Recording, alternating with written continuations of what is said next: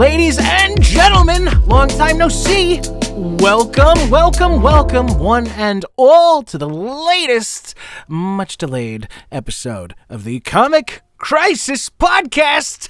Yes, we're back. The crisis continues. Yes, there was a crisis keeping us from the crisis. Really, it was a long chain of never-ending crises, mostly my fault. But, you know, I went through my villain redemption arc, and we're back. Hey, we're good. Here we are, yes. Oh, man. You know how it is with the comics. There's always a bunch of crises. It's one of those things, you know. You just gotta get used to it. Every time they need money, you know, it's time for another fucking crisis. Oh, another crisis. All right. So for those of you that are new here, I am Joe Bozlinkski, actor and writer and general creative crackpot. I write a lot for Audio Anomaly, and I do a lot of voices for them too. And joined with me is my magnanimous co-host, owner of the channel, and all-around good boy and wonderful sound guy, Mr. Christopher Z. Zack Snyder. Oh, is it Christopher Z? Yes, that's me. Yes. So glad to be here. Yes. Zack Snyder. I want Zack that. Snyder. Oh. Shoot him on sight. What? Put out the warrant. He's toast. Oh, Christ. If you're a Snyder fan, I'm sorry, fellas. This is not a safe space for you. The door's right there. Yep. I'm so glad that you're also butthurt about James Gunn. Your tears, it's great. Delicious. It's empowering, honestly. So, other than putting Snyder fans on suicide watch, what are we talking about today? Ooh, that's a good question. Yeah, what are we talking about today? This little masterpiece right here, little under the radar thing that we gotta scream to the heavens about. We gotta make sure everybody and their mom reads this with ounce. Your mom's gonna love it. Your mom is gonna. Oh yeah, trust me. Number one Christmas present. She's not gonna put it down. If your mom has never read comic books before, this is absolutely 100% the first comic book she should read. Oh, definitely. This is how to start them. It's a terrible idea. Please don't do that. But if you like superhero comic books, if you have thoughts and opinions about superhero comic books, if you are generally feeling overwhelmed with the state of the world right now and are feeling hopeless and adrift and like nothing makes sense and we're all going to die, first of all, it's really fucking funny that this book was written more than 10 years ago. But right? Like, what? It just keeps on staying around. Yeah, it's even more relevant now than it was back then. Wild. Oh my goodness. Right? It's always fascinating stuff like that. That's like, wow, I just like it feels like it's you know, it's part of like its time, but it's also like it just like keeps on going and stuff. Like you can just like come back to it. I think that's like one of the strengths of it, just like its relatability and stuff. Like no matter where you are, and especially now, like it just like grips you, man. It just works. Every time I've read this now at least 5 times. Oh my goodness. And I already want to reread it. I just read it like a few months ago, and I'm already like, yeah, I wouldn't mind rereading this. Yeah, no, it's there's not another book like it. So I'm gonna give the elevator pitch like real quick, like just like what it is for our listeners. So the bounce. Hold on. I want to do this justice. I'm gonna look up the creative team real fast because it's ostensibly 3 people. And I've made the mistake of not giving the colorist and graphic designer her proper due. Because this book has so much going on with graphic design, especially those first few issues. Yeah. Hold on. And the later ones, too. They get really crazy. Oh, yeah. Super surreal and just so colorful and so poppy and stuff. And the most out-of-this-world sex scene of all time where suddenly the dialogue is upside down for a panel. Like, what? Oh my god, I love that. That's so cool. I love whenever like sort of the creative nature of like assembling like panels like that and stuff like that. It's a lot of fun. Oh yeah. I honestly, it's like one of my only quote unquote criticisms of the book is I wish they'd done more crazy shit with it like that. Oh yeah, right. That'd be really fun. God, I'm trying to remember. It's been so long since I don't know if it was like in the context of this or if it was like something else, but like sort of I remember like listening to like I don't know if it was like No, I don't know actually.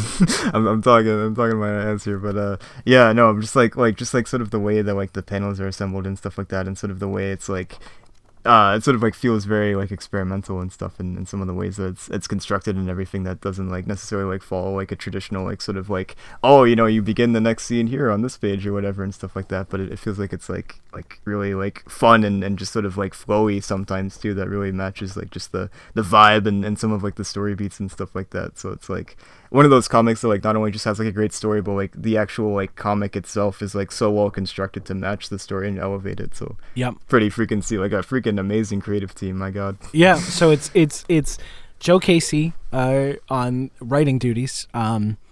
And if you're familiar with Joe Casey's work at all, it's gonna get weird. It's gonna be really mature in a genuine way. And there's gonna be drugs and there's gonna be sex, but it's not going to be cringe because it's not written by Mark Millar. David Messina is the primary artist, and there is a third person who's I feel less bad for forgetting her all the time because I don't have the book. The book is in the other room. And I'm Sonia Harris. Yes, thank you. Yeah, yes. yeah. She did a lot of work on the first couple of issues, especially with I think like graphic design and stuff. And I think those first couple of. By the way, we're gonna spoil the shit out of this book. You all need to read it, but we're gonna spoil it. Sorry. Read it as we do the podcast. It'll be okay. I will say that even though we're probably gonna spoil a lot, if not all, of this book, I still think it's a worthwhile experience, because us describing some things that happen and talking about it is not going to take away from what you actually get, like reading it and consuming it and like turning the page yourself, and like a lot of the book's appeal is more to do with the way it'll get you thinking and stuff. But some of those panels in the other worlds in the early issues, I think were drawn by her. I think, or I think she did a lot of the background art. Maybe Miss Harris, if you're listening, I'm not trying to disrespect you. I just don't know exactly like the full extent of what you did. I just know that you are constantly getting shafted when it comes to this book, and I myself have been somewhat complicit in that. I apologize. I told Chris the story of years ago when I was doing another reread of The Bounce. I was ranting about it on Twitter and how good it was, and I was talking about Joe Casey and Dave Messina, and then Sonia Harris like fucking commented on my tweet. Very, very classy, very classy. But she's just like, yeah, no, like everybody did a great job. And I went like, I'm so sorry for not crediting you. I don't know why I did that. And she's like, no, it's fine. I left the book a couple issues in. I just helped with a lot of the initial designs and concepts, and it's totally fine. People don't normally credit us the same way. Real class act, but I feel so bad because there's like no mention of her. Like she helped come up with this concept. Oh my God. But it's funny because I was trying to find her name, and I found some solicit information on Image Comics about the book back when it was coming out. So this is like some shit that they were using to try to sell the book to prospective readers. Are you ready to hear some bullshit, Chris? Oh, I'm so ready. Described by Casey as a slacker superhero comic for the 21st century, The Bounce gets underway in May with dynamic art, acrobatics, and an unabashed love of fun. As a storyteller, you pose the question, what would it be like if you were a typical guy in your early 20s and you had superpowers? And then you try to answer it honestly. Casey related in a mini interview posted on the Image Comics blog. With a nod towards Spider-Man's innovative early days and Invincible's origin era, I love that you're laughing already. Casey has added something all his own to the superhero mix with the mature-rated The Bounce, hinting sometimes the idea of fun can get a little heady, as it does right off the bat in issue number 1. So he's like pitching this as like being like, oh, it's just like a modern superhero tale. Yeah, like Spider-Man or something. Yeah. I love that. That's so funny. He's fucking lying, because if he told the truth about what this book was, nobody would buy it. What? Yeah, yeah, exactly. Like, not because it's bad. But you just like how could you explain it to anybody? That's the thing. No, I don't even know. I can explain. So the book follows a guy in his 20s. The part about the main character being like a stoner slacker is true. Very adrift. Can't seem to figure out why life feels off and miserable, and he can't find his step. His older brother is an assistant district attorney who is honestly an abusive little shit. I hated the older brother. He's awful to Jasper. Like, even though Jasper is like kind of a stoner layabout as far as he knows, like, this is how you talk to him. Yeah. We'll get into it. I hated the older brother. I almost don't really think one of the other criticisms of the book, I don't know why he was there. I don't think he really... True. He's there so that Jasper can hear some shit that he otherwise wouldn't hear because his brother's an ADA, and then his brother turns around and goes, "Where did Jasper go?" Because Jasper ran off to be a superhero. That's I think the only... sort of his function. Yeah. So there you go. Criticizing this book that we love right from the jump. So Jasper is kind of just a loser. He takes this opportunity to get some cash by partaking in a drug trial. He is the sole survivor of this drug trial. That is nothing like what he was told it was going to be. Yeah. And in the wake of this drug trial, he finds himself possessing superpowers. He's basically a human Super Ball. Like, kind of like Speedball from Marvel. Yeah. Kind of. Yeah. And so he puts on a gimp suit.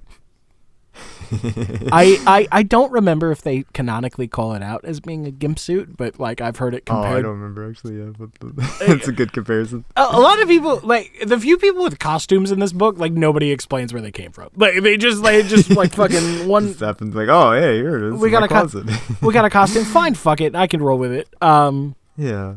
And he just starts going out being a superhero in an attempt to try to make sense of his life. That's it. That's the pitch of the book. And then it gets balls to the wall insane from there. Yes. I love that like element of like just like, you know, he obviously has like the tragedy of like the drug trial or whatever, and his friend died. Xander.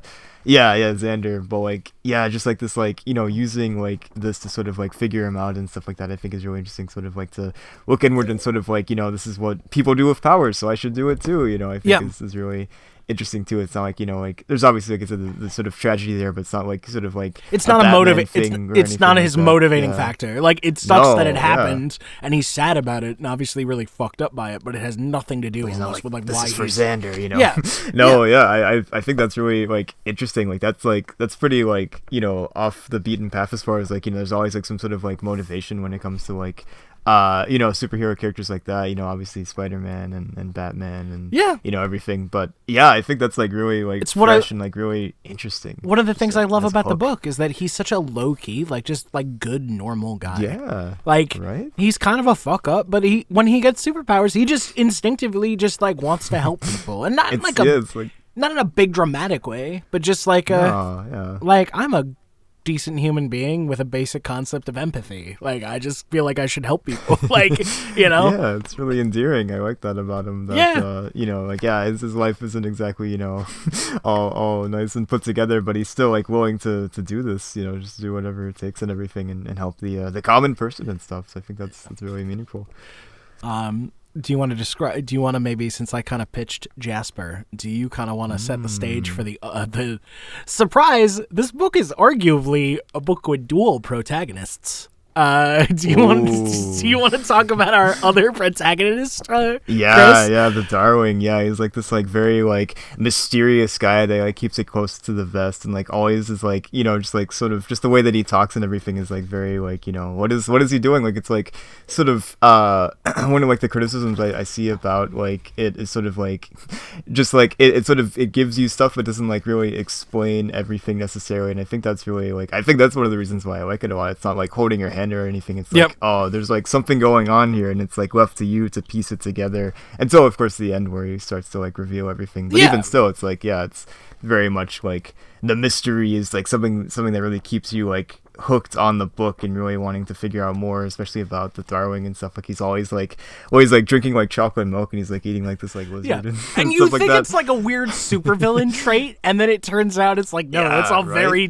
like intentional. I thought for sure he was like the main like bad guy. He's like well, no, and the book I should have done more research before sitting down to like do this podcast, but I think I read an interview where Joe Casey said that was intentional. That does make sense. If Mr. Casey, if you're listening to this, like, because I think Sonia, I think Sonia Harris said to me years ago that like they all kind of look at stuff because not a lot of people talk about the bounce, so I think they all look occasionally. Anytime someone talks about the bounce, I think their heads all perk up like fucking right, like oh my god. But I think I read an interview where he said that was literally his intention. Like you think like he's like the big bad like scheming in the background, and he's arguably. I told you guys we're going to spoil this whole book, but you should still go read it. He's arguably like the hero. He's arguably more of the hero than Jasper is. Like exactly. Like Jasper's kind of like along for the ride in some instances, especially like at the end too. Like when it all like starts to really unfold, but like the Darling is like really the guy that's like pulling the strings and stuff like that. I will say, one of my more like I think in my second to last reread a couple years ago, I remember being a little annoyed because I'm like, I don't know that Jasper does enough. On this most recent reread, I actually think Jasper still handled like pretty well. Like even in the final conflict, he's not useless. He is absolutely an active participant. He still like is instrumental in saving the world. He did kind of get manipulated by the Darling, but like it's like okay. Listen, the Darling is ultimately trying to fucking like change the entire world for all our sakes. Like what are you gonna? All in all, he's a pretty stand-up guy. Like you give him a pass. Like, oh god. So he's not the villain. He's no. So many like layers to him and stuff. All the different like moves and stuff. He's playing like 4D chess. He's like doing stuff in the past and everything, and with like the other hero guy and stuff. And like what if Pa Kent was a secret agent? Is what the Darling is. That's a good comparison. That's what it is. It's what if Pa Kent were a secret agent, and while he was off doing Black Ops shit, they kidnapped Superman and tortured him to death. And the Darling is so like fucking like traumatized by this event that he's just like, I'm gonna fucking change the fabric of the universe because of how much I reject what was done to my fucking son. Like, so metal. God.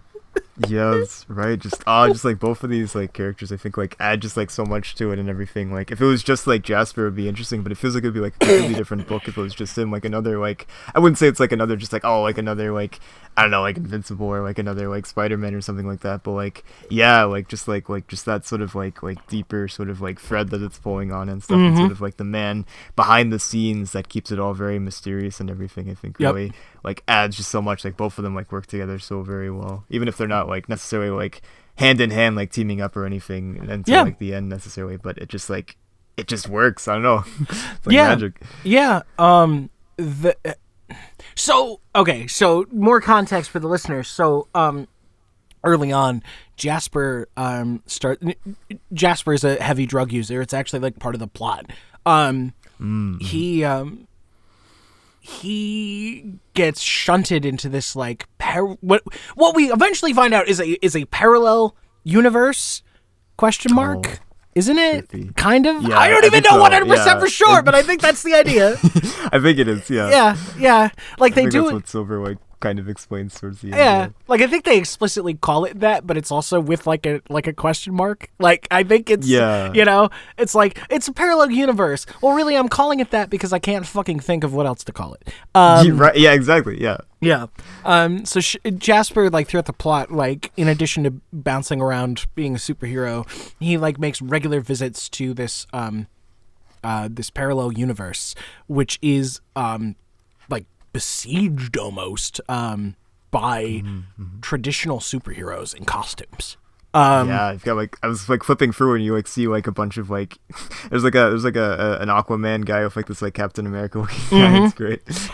And I think except for the very end, they almost never I don't think they have any dialogue except for the very end. No, they're just like there in the background and stuff. And it's like creepy. Xander, like, keeps on trying to kill himself, and he's like, nope. Yeah, they just keep on saving him. Yeah. So the Jasper's friends who died in the clinical trials in the beginning, like his consciousness has been like shunted into that other plane, that other universe. And so Xander like exists in this other universe, and they don't seem to perceive him at all because he doesn't quote unquote belong there.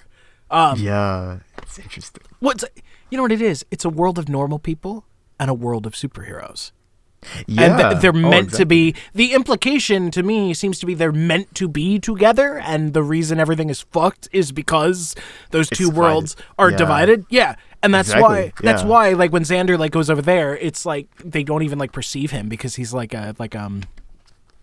he's just like literally not meant to be there. Like he keeps saying, like he. One of the problems with this book is a lot of the principal characters are regular people, and at least two of them are fucking high all the time. So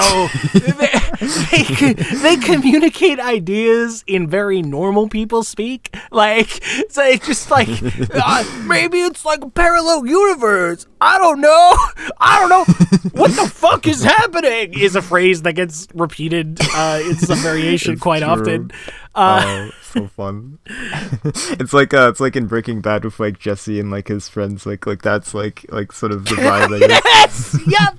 No, and it's great. I love it. It's so good. But it is like if you want like hard, firm answers, you're not gonna get them until like I think like the 11th issue out of 12. Yeah, I think like that was like that when was, the Darling insane. When the Darling double crosses all the generals he's been like, all right guys, here's the real deal now. That was so good. You all suck. I just essentially killed you all. I mean, not really, but you're all gonna be vegetables forever. Basically. I fuck you. I will say, I do you think he did that to be spiteful, or do you think he just did that because he just needed them to get out of the way? That's a good question, actually. I almost feel like it was just like revenge for his son, even though they didn't directly do it. I could totally see that, like, oh, you freaking army jerks, man. Yeah, I could totally see that. Yeah, that being like some underlying like thing there, like maybe like a combination of both, where he still has like those old feelings and stuff that are driving him, but he's also like, well, these guys won't be in my way anymore, so that's good. Because like otherwise, like he is like a very altruistic guy. Like he's very much it's like true. The world is fucked, and I want to fix it, like for everybody. Like So yeah, there's this other world that exists, and in between our two worlds, there is an entity, which the Darling names. How do you pronounce it? I was actually gonna ask you that because I've written. Yeah, because nobody fucking knows. Is it Goldchuck? I'm gonna say it's like an Elon Musk name. Yeah. Oh god. Yeah. This is the next child that he has no intention of taking care of. I'm just gonna say Goldchuck because it's all I can pronounce. Yeah. That seems right. That's good. Yeah. That's good. So if we ever do get Mr. Casey on the podcast, we can be like, God, that's number one question, first thing right off the bat. What is this? From one Joe to another. How do you pronounce? So there's this entity. Surprise, guys! Not only is this not a typical superhero story, not only did Joe Casey fucking lie to help sell the book, surprise, surprise! It's a Cthulhu book, kind of. Yes. Dude. My God. It's another criticism I do have for the book. I'm so mad that Goldchuck talks at the end. True. I would have loved if it was just like this like destructive like force and stuff like that that doesn't have like anything to say. It's just like you don't understand it. It's just like it's on its own plane or whatever doing its thing. Yep. No, when it starts like fucking talking and like, because Darling at the end when he and Jasper are setting up, so there's this other entity that exists between the realities, and we find out at the end of the book that Darling has actually not been the villain. In fact, Darling is on not just a righteous quest for vengeance, but also just he's galvanized by the death of his adopted son, the Superman allegory, to try and fix the world because he feels like it's broken on a fundamental level. Like reality is rotting, and that's why everything sucks. God, if only it were that easy. I would do that right now. Give me a listen. Right. What are we doing? And so his plan is like, I'm gonna use the whole reason that we find out that Darling and his group are the ones behind the drug trial that gave Jasper superpowers and killed almost everybody else. At first, the book kind of makes you think that maybe the rest of the drug recipients are the other supervillains that are showing up, but I think the implication is like, no, most of them are from like the vamp stealing a bunch of the shit. Yeah. I was a little confused about that. I'm not 100% sure, but I think that's the idea because they talk about. I think so. Yeah. Yeah, like I could be wrong. Now I'm second guessing myself, but the fact that you're not sure either makes me feel better. Yeah. So anyway, this entity exists like between the worlds, and the Darling's ultimate plan is to create superheroes, for lack of a better term. Even though Jasper's the only superhero, we'll talk about that because I find that fascinating. I think that's very intentional. We'll get to it. Oh yeah. But create superpowered beings because they taste good, essentially. Like to this entity, and he wants to draw this entity into position so that he can basically, as he says, like split it like an atom and use its that sacrificial act as a catalyst to basically slam the two universes together and make everything awesome. Did I get that right? Yeah. Yeah. This book is so weird that I'm just like, even though I've read it a bunch of times, I'm always a little insecure, honestly. I'm like, dude, I totally feel that. The only thing that I was anxious about talking about this book, even though I love it, is I'm like, I'm going to sound like I don't understand the book I claim to love so much. No.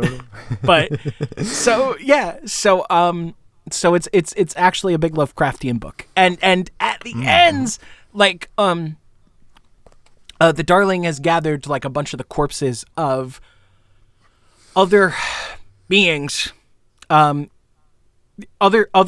people with superpowers who have died throughout the book. The Darling has gathered their corpses, and I think the idea was like them and Jasper all together, like make enough of a spark for the entity to like come. Gets it like, wait a second. Yeah, so he's basically trying to lay out a buffet as a trap. And I was going somewhere with that. Shit, I just lost it. Oh no. Yeah, but so he's got like all these corpses laid out at the end. Oh, that's why. And when Golchuk is coming through, it feels like maybe like Darling and Jasper are starting to get the upper hands.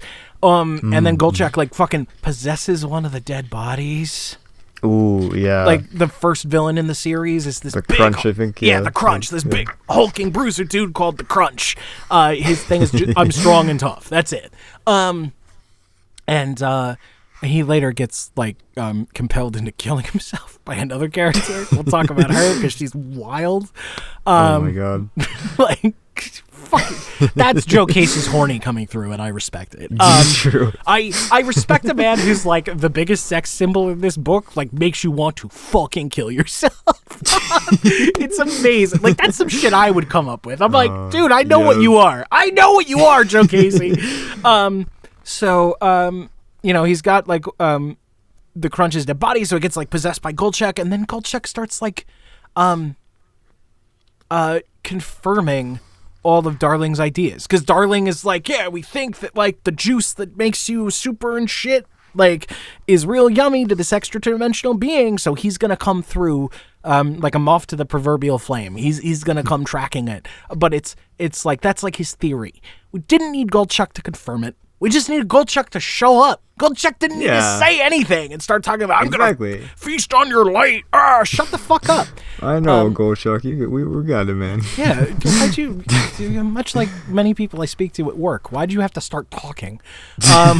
You were perfect just being silent. Yeah, you had to go and ruin the whole thing.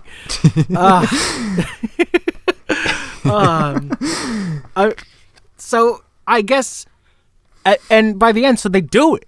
Like, that's the thing. So at the end, they do it. They split the Cthulhu entity in twain, use his sacrificial energy to slam the two universes together.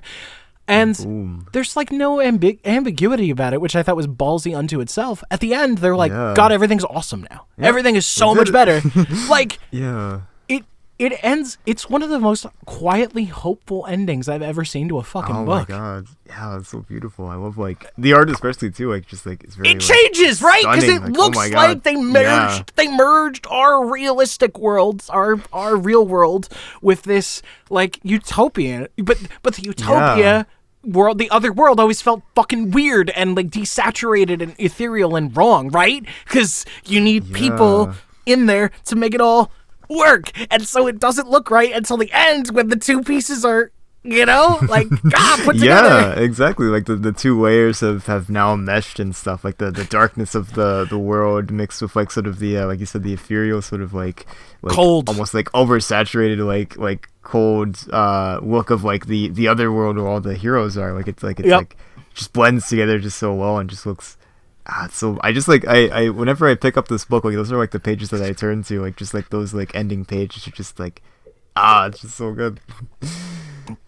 The very last panel of the story is the hero and the girl holding hands. Yeah. Like it's by the way, to us, the ring is on. Was she wearing that ring the whole time, or are we meant to think they're like engaged now or something? Did you see that? I was wondering about that. I never actually looked back and see like if she was wearing. Let's see. There's like a good like panel. Where did she go? Oh, there she is. I don't like at least as far as like this panel goes. Like maybe it's like it would be too small of a detail, but I don't see like a ring on her. I'll have to like. I'll flip through more as we but I think like it's like, just a weird intentional shot, but then like when they come back together, like they're talking like they just reconnected, you know what I mean? So I'm a little confused. But the implication seems to be like, oh, they're like gonna be like a thing now. Now listen, I've had some moments with some ladies in my time where I've known you for 5 minutes and I'm going to do something fucking stupid because I'm so hooked on you immediately. I understand. Yes. I just don't know that's totally. Like the tone they were going for. I don't know. That's another criticism I have of this otherwise great book. The central romance, if that's what it's supposed to be, is not handled great. Yeah, there's not a lot of like connection there, I guess. Yeah. What do you? There's again context for the listeners. There's this lady named Silver, who is kind of almost like what is she like a spirit medium? Like I think so. Yeah, like some sort of like something like that. And she's like bridging the gap between these two worlds. I think the implication. Okay, so I was confused on this bit. Is the idea that like she. Because she hooked up with Vainglorious Vox or whatever his name is, like Darling's kid. Is that the idea that she and Vainglorious Vox hooked up, and because of their union, that's why like we're able to like perceive things and like people are able to come through? Is that what the idea was? I think so. I'm not fully certain, but I know what you're talking about. Yeah, I'm pretty sure. Or was that just some guy? That she was hooking up with. Is a blonde. I think it's Vox. Yeah. Yeah. Right. Yeah. Like, was that like after he died? He went there, maybe, and then they. That is one part I'm a little confused on. I feel like maybe I just like misunderstood the art, which is bound to happen when you're drawing normal people sometimes. That's true. It doesn't. I think that's the intention. Yeah. Yeah. Okay. I mean, it doesn't. It even if it's not true, it doesn't like take away from anything. But it just no. Yeah. But they try to do something with that where like she's like arguably like the catalyst of some of this weird shit going on, And it's like we don't really explore any of that. Instead, she's just in a coma for 2/3 of the book. Right? Yeah, they don't do too much of her. Sadly, there's some good scenes early on with her and Jasper, but yeah, like she sort of like vanishes for quite a bit. I don't know, man. I don't want to be too like much of like a cringe lord feminist, but I do feel like she kind of does get relegated to just being a plot device that Jasper can also put his penis into. Like that's kind of the whole thing. True. Is like she just exists to say cryptic shit to Jasper and be like, something feels wrong about our world, doesn't it, Jasper? There's not like much like else outside of that, that she gets to do. And then they fuck, and don't worry, like it's okay. Now, this is a very very nice sex scene. Those are some some wonderful mammary glands that David Messina drew on her. Lovely lady. But narratively, she doesn't really serve. She serves a lot of purpose, but it's just like her place in the plot is weird. I don't know. It's bizarre. Yeah.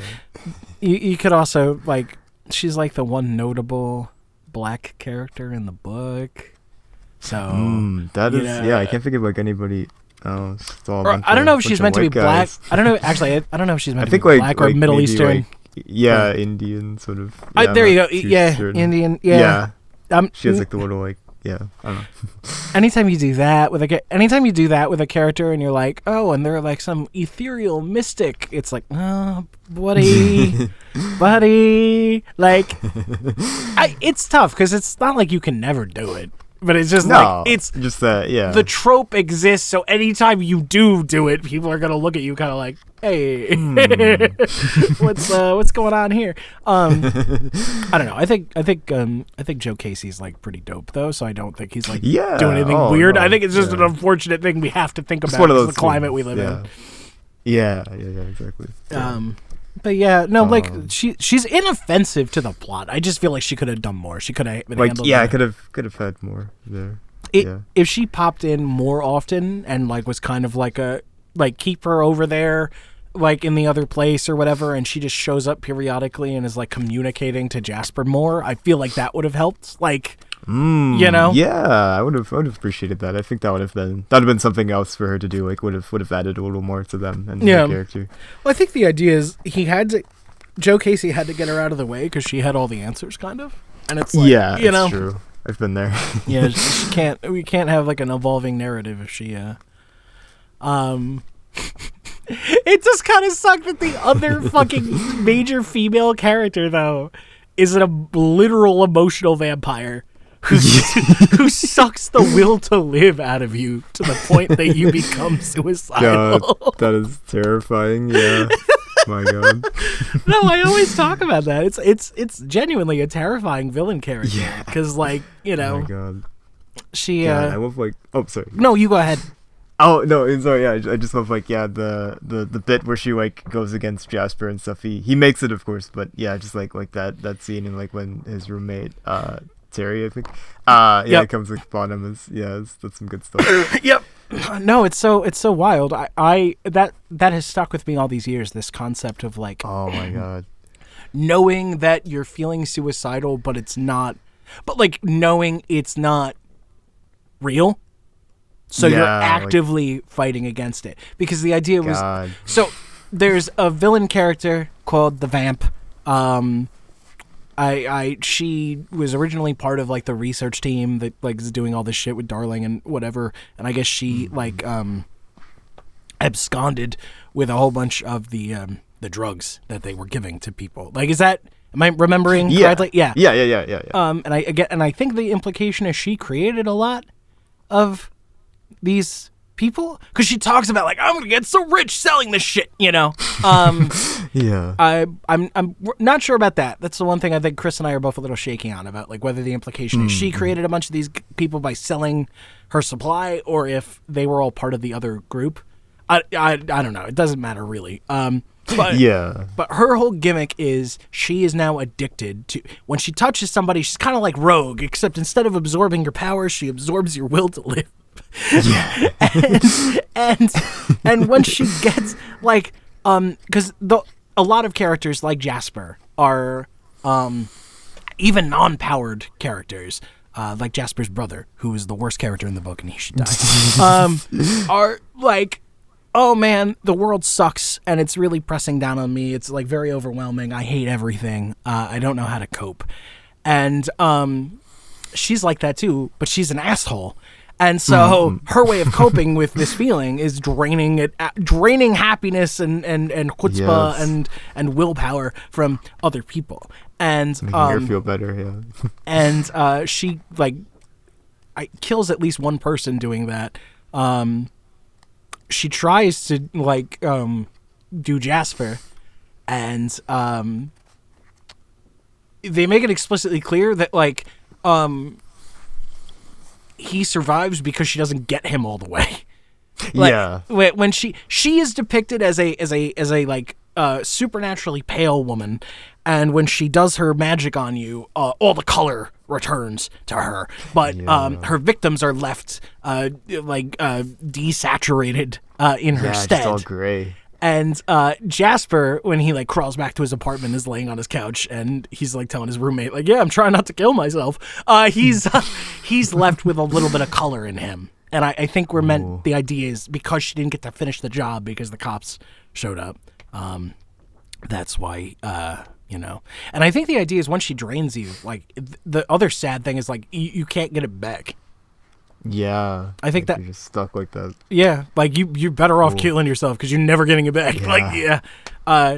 Low key, one of the most terrifying parts of the book. Especially if you struggle with so casually too. Here she. Yeah, she's so weird because she's the only I feel deliberately sexploitative character in the book. It's very clearly meant to be. She's a 90s image character. And listen, Chris and I were talking off the air about I unironically still love a lot of 90s image cheese. But it just feels like such a weird choice to make her this I don't know. I don't know if it's just Joe Casey just having a femdom kink, which hey, my soul recognizes yours, brother. I too like women who will make me want to kill myself. But I don't know if he's trying to make a larger point there. Maybe. I don't know. I don't know if we ever get him on the podcast. Gotta get him on here. What was the point of the vamp? Is there a point, or is she just hot? Because real. But what's the, what are we doing here? Yeah, sort of the larger implications. Yeah, that's that would be really interesting. Actually, it'd be amazing having him on here. I gotta be honest, I don't think I've ever really read much of his stuff, but this is a really cool introduction to his work. I read a couple of issues of Sex back in the day. I don't know if you're familiar with it. Yeah. For the listeners, Sex is another comic by Joe Casey. Yes, it's just called Sex, and it's about a Batman character who has given up being Batman and is just trying to be an altruistic billionaire now, I guess. But from what I remember, the whole premise of the book is him thinking back on his superheroic days and going oh my God, I am so horny right now thinking about being not Batman. He's I think he's struggling with impotence because he's not a superhero anymore is the idea. Interesting. I could be, I haven't read it in years. I want to go back and read it now. It might even be interesting. It might even be worth talking about on the podcast someday. Sure. I remember it being a wild book. I don't know if it's still running. I don't know what happened to it. I think it got weird with publishing. It's still an Image book, but I feel there was something where the issues stopped coming out. Joe Casey. Joe Casey and his Sex. I think he also contributed to the Chip Zdarsky and Mad Fraction. Is it Image? I forget. Sex Criminals. Yeah, I think he also did some stuff with that too. It's an ongoing thing of him, I guess. Yeah, no, he clearly has a lot to he thinks about sex a lot. Which fucking rad, brother. There you go. Yeah. I do like your sort of like comparison with like Mark Millar, but like, you know, like actually like has more to say than just like, oh guys, look what I'm doing here, you know, like look how edgy this is and stuff. But he actually like feels like he has like a thing to say. He's still like within that realm, but actually like it has a purpose. Yeah, it's not just like shock value or whatever. No, I do. I feel like if I'm being just really crass about it, I kind of want to say that Joe Casey is. Joe Casey is a creative in his own right, but I almost feel like Joe Casey is Mark Millar for grown-ups. Like, you know, like I like that actually. That's perfect. Yeah, because he'll do like a lot of edgy shit, but it's like, no, but I'm trying to say something. I have a point. Like, this is really wild. I think we basically covered like the plot of the book.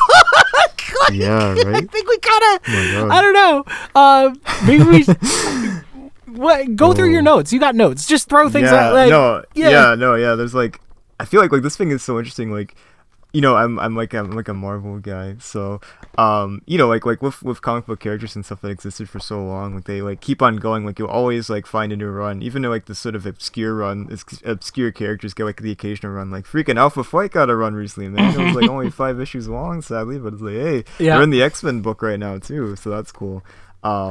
But yeah, like you can always sort of like expect like these characters to come back and stuff. That's what I love about like, you know, Image has like ongoing series. Saga's been running for like freaking forever. But although it is ending eventually, though. To be fair, I think it is wrapping up. I think. But sorry, go on. Yeah, it's been like in the 60s, I think, or something. It's pretty damn good run so far. It's crazy.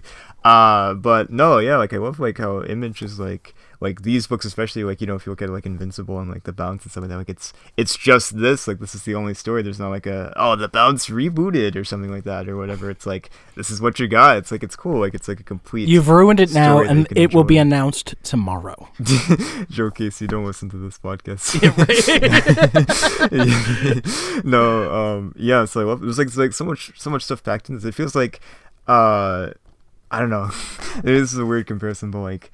Something that I really admire about Mario games, they have like so many ideas like packed into it, but it never like overstays its welcome. It's like, moving on to the next idea. You can like make a whole game based on this one idea, but like they just like jam pack so many cool ideas. So there's a lot of like really interesting stuff like in this that I think just like makes it so very rich and stuff. And I feel like it's like one of the books that you could like go back and reread and like pick up on something that maybe you missed or something, and just it's a lot of fun. So there's a lot of great characters. I love Terry, the sort of like the review. I think it's in like issue 2 or 3, where they both realize like, oh, they're living like double lives and stuff. Like Terry is big into cross-dressing, and then and then Jasper is like, hey, you know, I'm a superhero. It's really really fun and sweet scene when they sort of reveal themselves, and you have like Jasper's wearing Terry's wig and Terry's wearing his Bounce mask. I love that. Terry is great. Terry isn't in the I think he's a pretty consistent part. He's not like obviously not a main character, but he definitely like pops in and stuff, and it's really nice having him sort of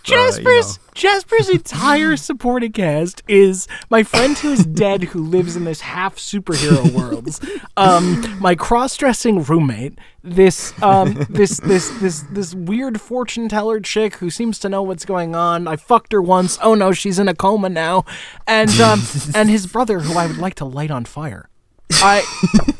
Am I weird? Did you hate Jeremiah Jenkins as much as I did? I did. Yeah. There wasn't really any point. I was like, oh, Jeremiah, you know what? You're not a bad guy. It's like, no, he's just a constant. He's such a piece of shit. Like, I get the only thing that really I feel like was done with him is like, you know, we see, as I think I discussed previously, Jasper's brother is Jeremiah Jenkins. He's an ADA, and we do see, you know, as he's clowning on, really, he's so verbally abusive to his brother. Like, he never has a normal interaction with Jasper.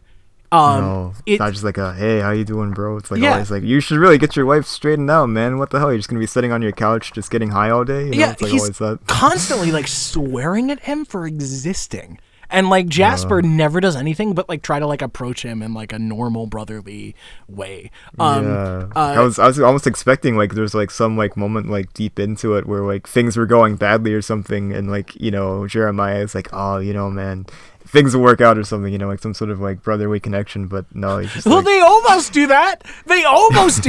Because the reveal that I got distracted. The reveal that I was building up to was that we find out he's been giving Jasper so much shit this entire time, and then like 2/3 of the way through the book, we find out that Jeremiah. Well, no, I'm sorry. We've been seeing Jeremiah abuse painkillers like a motherfucker all the way through. My God. Yeah, Jesus. Like, just downing, like, multiples of them at once. The entire bottle. Like, not even portioning them out. Just, like, fucking knocking them back and shaking them out into his mouth. And I'm like, my brother in Christ, your stomach lining is gonna fucking explode. What are you doing? And so then, like, Jasper, like, catches him at one point. Like, he goes to his brother for support and like just like I think he was going for information, but he did it like in a very like reasonable way. Like he just knocks on his brother's door and his brother's first words are, Jasper, get the fuck out of here. Like, yeah, he's the worst person in the book. Like, what the fuck? Why didn't he get killed by a vampire? Yeah, right. Well, what the reveal that the book does is like, oh, I've been taking all these meds because I also feel like the world is screwed and out of whack and nothing is right. But then even that moment, he tries to turn into an opportunity to shit talk his brother, where he's like, well, you run from it, you get high, and like, I am actually trying to deal with it. It's like, thanks, Jeremiah. But even so, in that moment, like Jasper's about to reveal his identity as the bounce to oh my God, to Jeremiah, and then Jeremiah like just like he's going on some fucking Nazi shit almost. Like, we gotta round these people up and like, you know. Like, I gotta bounce. What the fuck? Like, oh God, I understand. Because I've been on both sides of this. I've been the person with supposedly a whole lot of potential who's can't get my shit together and is not really doing anything with it. And I understand how frustrating that can be. Yeah. I've been on the other side of it, where I've been frustrated with people for not doing like more with their lives because I see what they can do. So I get it from both ends. I would never speak to somebody that I was supposedly cared about. Like, even if no. Like, he talks to his brother almost like he does heroin. Not like I think you should do that anyway. Like, you should talk to a heroin addict that way. But it's still like, he's so toxic. Like, he's such an asshole. Like, yeah. So I guess what it's coming down to is like I'm realizing like there's lots of character points that we're not super sold on. But that's fine because even great works should be criticized. Yeah. Oh, exactly. But I think even with those weaknesses in character, like the central ideas of the bounce are so, because the world is so fucked. Like right now, we're living in hell. If you're not in America right now, well, everybody knows what's going on in America though. Like you all know. That's true. You all know. Yeah. It's everywhere. It's like it's so wild. They're talking about this shit. I'm like, oh, so this is still very pertinent now. Yeah. Like, well, that doesn't change too much. Huh? It's so relatable. Like that general feeling of hopelessness and like. Yeah. The fact that the climax of the book is like we split Cthulhu in half and brought hope back to our reality is like basically what it is. Fascinating. Yeah. Yeah. Like it's fucking wild. Man. I think we might be running out of things to say, but that's fine because we're going on an hour. I did have one. Well, hold on. Did you have anything that you wanted to bring up before I bring up my final point?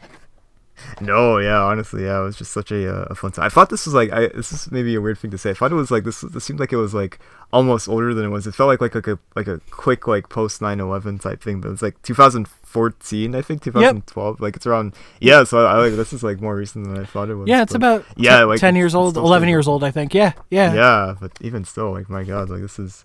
I was actually like really surprised. Like this is not like something that's like super like out there and stuff. Like man, like this feels like something that like feels like one of those like image books that like people are still talking about, but it really isn't. Like it's surprising. I think it was just. I think unfortunately, I just don't think it was marketed well one way or the other. I think people just don't know about it. It seems like. I feel like we really should have they really should have doubled it down on like marketing it to like disaffected millennials. Like that's really what, you know. God, yeah, right. Like, oh my God. Because like remember when Ultimate Spider-Man, the current series, like came out, and we read that first issue, and like everybody I know under the age of like 35 was like, "Oh my God, I feel this on like a deep emotional level," or yes, you know, like, right? yeah, the sort of the potential, like the feeling of like a greater promise and stuff, and like there's more to life and everything. Yep, yeah. and it was taken from you, and it's funny. I feel like there's a lot of overlap here. Like I feel like there's a lot of that vibe, right? Like, you know, like the Spider-Man like comparison isn't all too like unrealistic now, honestly. Yeah, it's like, you know, this can't be all there is, and I think we can all relate to that. Is that feeling of like there has to be more than this? Like something feels wrong. This isn't the life we were supposed to live. Like, you know, and the idea that just like no, at some point like our reality was like got an affliction. I think the Darling calls it like a golden staph infection. Like, and it's like, yeah, shit. I believe that 100%. I'm like, yeah, that's what it was. Yeah. So Jasper's the only superhero in the book. Oh, right. Yeah. And I just wanted to talk about that for a minute because I find that fascinating. That's really interesting. Because even though he's, you know, like even though there's like there's lots of other characters with powers, like nobody but him seemed like possessed of this idea to like go out and try to help people. Yeah. He is the main character, so maybe it's just that they wanted to keep it lean and clean and just make it about one super guy. But I have to feel like you could have just had like, I feel like you easily could have had other superheroes in the background or just as like in and out supporting characters. It just feels weird to me that like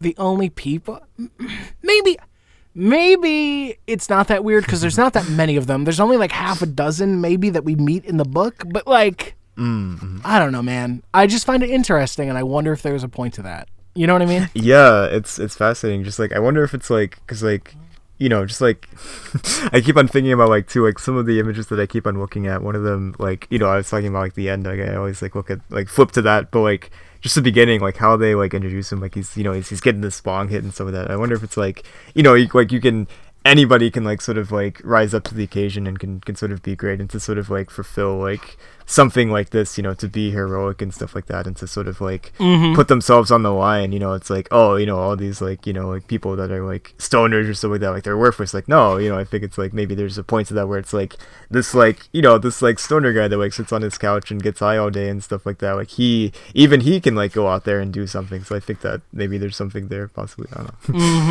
don't know. It's just really interesting to me. Like they talk about how like Jasper is kind of special, but it's less about like him like having crazy powers like different from everybody else. It's not like you're the chosen one on this divine scale. Although maybe he is. Who knows? It's more just like you're the guy who stepped up. And that's what makes you special. Like you kind of like chose to be special. Oh, you know? I could totally see that. It's really interesting that as hopeless as everything is, remember when the vamp gets her hands on Jasper and she's like, oh my God, you're soaking in it. Like, and it's not just like his powers, it's his zest for life. Yeah. And I just find that really fascinating, this idea that the guy who is supposed to be a loser, piece of shit, do nothing, is the guy who seems to want to live the most. And I just find that really kind of endearing. Like, I'm like, yeah, like, let's go. Like, what a character. I do. He's so fun. Like, he's drawn generic as fuck. You could never pick him out of a lineup. But again, there was a couple times where other people were talking, and I'm like, wait, which white dark-haired guy is this? But I do think that's kind of like the point, because he's definitely an everyman. Exactly. You know, I don't know, man. I love the bounce. I fuck with it. Yes. I'm gonna read it a dozen more times in the next couple of years, I'm sure. Honestly, yeah, it feels like a book that I'll definitely return to. Like, there's like a few like comics that I like would read like on a yearly basis, and this definitely feels like one that I would add to that list. Well, thank you for sharing it with me. I'm so glad that I could. Thank you as well. You showed me the path to the light of the balance. Yes, it was really such a special book. Yo, it's so good. And well, you said it kind of was like your first real image book, right? So it kind of turned you on. Yeah. We have for those who don't know, we have a whole like semi-secret list on our Discord DMs of books we want to cover in the future.